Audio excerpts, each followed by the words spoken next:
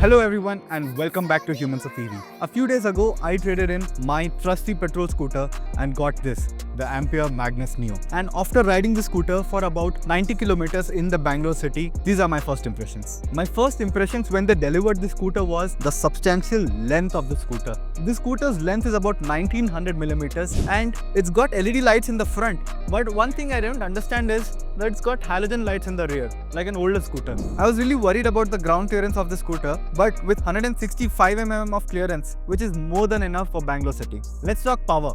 The Ampere Magnus Neo gives you 1.5 kWh of power in low mode. But if you switch the toggle to high mode, this scooter is going to give you 2.5 kWh of power. In real world usage, this means that this scooter can go from 0 to about 40 km an hour in about 6.4 seconds, which is more than enough to keep up with real world city traffic.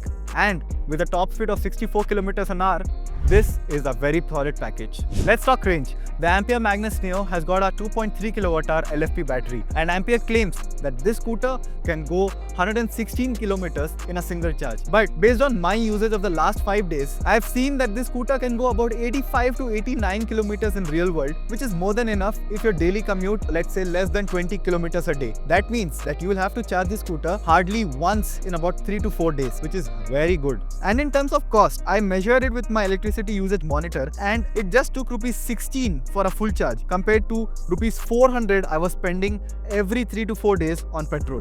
Let's talk practicality. The Ampere Magnus Neo has got 22 liters of underseat storage, which means it's good enough for a full face helmet and some more.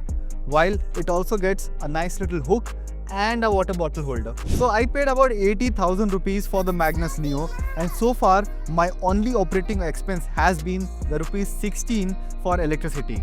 And based on my typical riding patterns, I'm calculating around 320 to about 350 rupees per month on electricity costs alone. While my old petrol scooter was costing me roughly about 2000 to 2400 rupees in fuel alone. And that's potentially about what? 20,000 rupees that is saved annually just on running costs. It is too early to comment on maintenance costs, but the dealer explained that the first service is due at 1000 kilometers with very few moving parts. When compared to my petrol scooter, I'm expecting a much lower maintenance expense. And one thing that gave me confidence for the long term was the 5-year or 75,000 kilometer battery warranty, which is a substantial protection for one of the most expensive components. Talking of pros and cons, firstly the pros.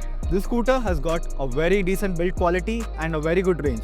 On that, the LFP battery with its warranty makes it an even better deal. And one feature that I didn't know I like so much is its reverse mode. This is one of the most underrated features of electric vehicles, and you really need to use it to understand how much of a difference it makes. Talking of cons, firstly, this scooter has got drum brakes both in the front as well as in the rear.